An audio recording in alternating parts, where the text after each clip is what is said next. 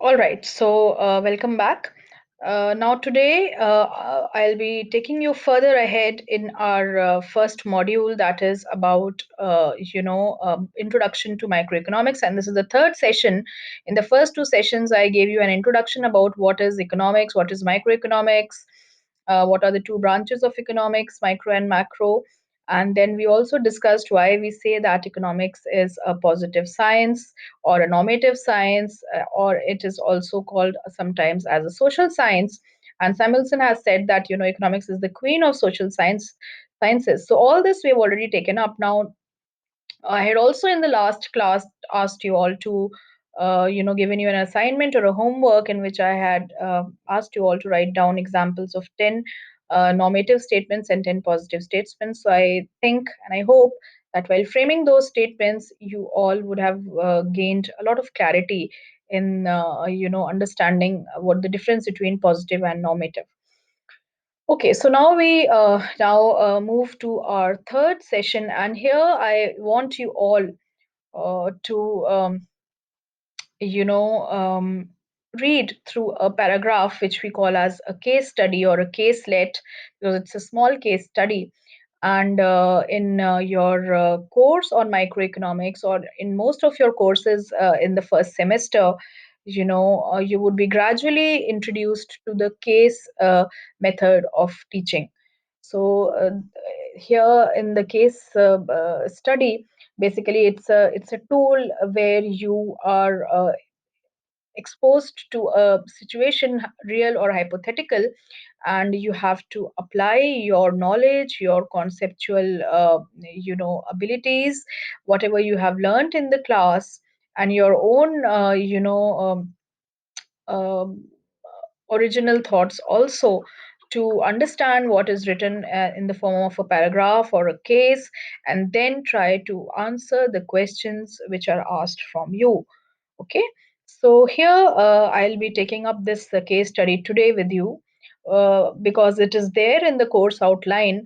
And in the course outline, it has been designed in such a way that after a couple of topics in every module, you will be, taking up a case, or you will be solving a case, and we will be discussing it in class. So it will be a collaborative activity. We'll be doing it together. So I'm not leaving you alone, to just solve this on your own. I will explain it to you. I will make you understand anything if there is which needs some explanation. And then, of course, when you are in a condition to absorb what is given in the case, then I expect you all to answer the questions that follow. Okay. So here, this case study is titled Government Intervention, and it is about Germany. And here, as you can see, it says that in Germany in 2009, there was considerable debate about the extent to which the government should be intervening in the economy. For example, its citizens were worried about the future of Opel, a German car brand that was part of the ailing General Motors. Some wanted the government to make sure jobs were saved no matter what. Others, however, were more hesitant and worried about becoming the government about becoming about the government becoming too interventionist.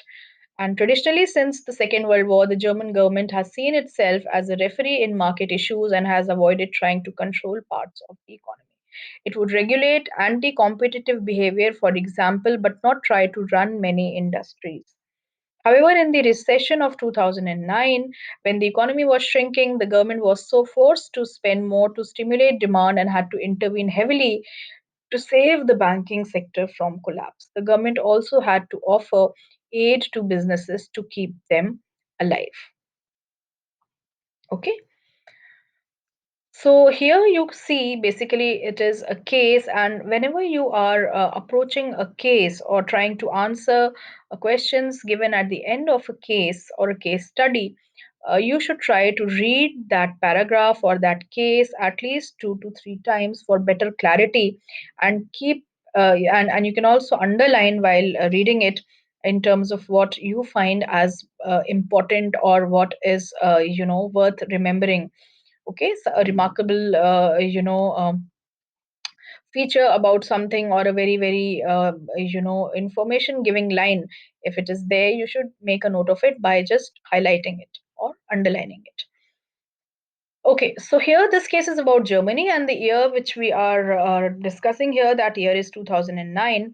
And we are talking about a debate which was going on, and the debate was on the issue of how much the government intervention should be in the economy. Okay, so Opel, if you know, Opel is a German car brand, and it was a part of the General Motors company also. And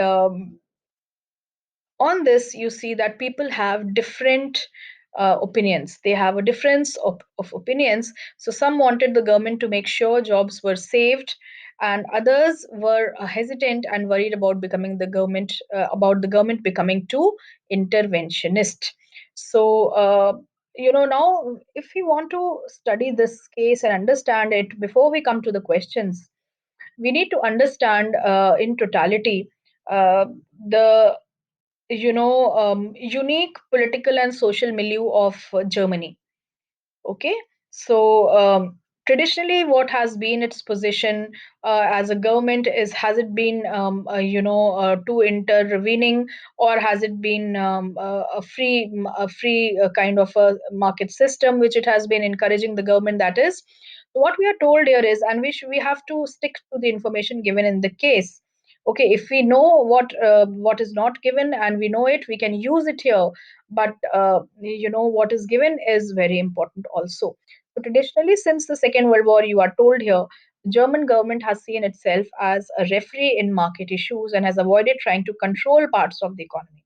So when you if you see a referee during any match, whether it's a wrestling match, it's a boxing match, any match, when you find a referee, that the referee himself is not participating in the game, right? But what he's doing is that he is watching over and ensuring that the game is played according to the rules.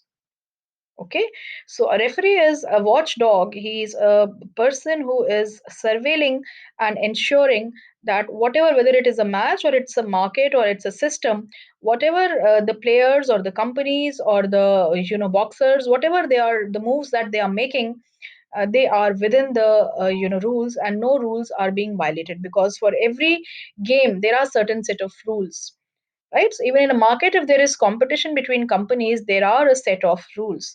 So a referee, as a referee, the government is not trying to control parts of the economy, but it is just trying to act as a supervisor and ensuring that no rules are getting violated. Okay, so if there is anti-competitive behavior, then the government would start to make certain decisions and take certain actions. So it would regulate anti-competitive behavior, for example, but not try to run many industries. So it's not participating, but it is regulating. So now further information we are given is that in the recession of 2009, whenever there is a recession, for all those who do not know, please remember that when an economy is, moving, it's a dynamic system. Okay, and there are ups and downs. It's a cyclical movement many times, and uh, when the rate of economic activity is slowed down comparatively, we call it a recession. And when the rate of economic activity is rapid, we call it as the opposite of recession. Okay, or boom. The opposite of recession, we call it as boom. So, boom and recession, inflation or depression, all these concepts you will learn in your macroeconomics.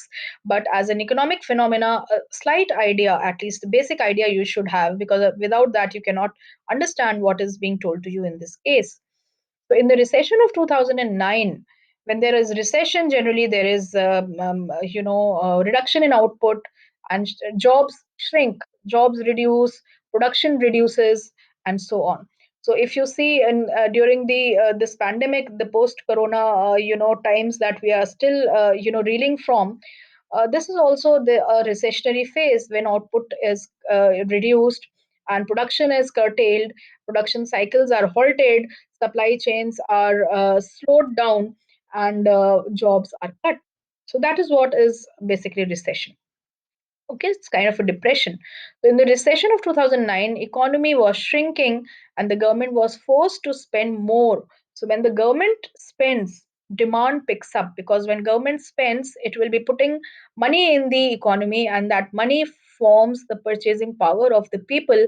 People use that purchasing power or that money to buy goods and services, and when they are buying goods and services, that is nothing but increase in demand or stimulation of demand. Okay, so when in 2009 recession the economy was shrinking, government was forced to spend more to stimulate demand and had to intervene heavily. So it was not by nature an interventionist government, but because of this recession, it was forced to intervene to save the banking sector from collapse. Okay, and the government also had to offer aid to the businesses to keep them alive and going. So this is just a real life scenario maybe, which is given to you. This information is given to you, and every information, every line in this paragraph is important. It's a very small paragraph, and based on this, you are supposed to and expected to be in a position of answering some questions. Okay, so we will just shortly discuss what those questions are,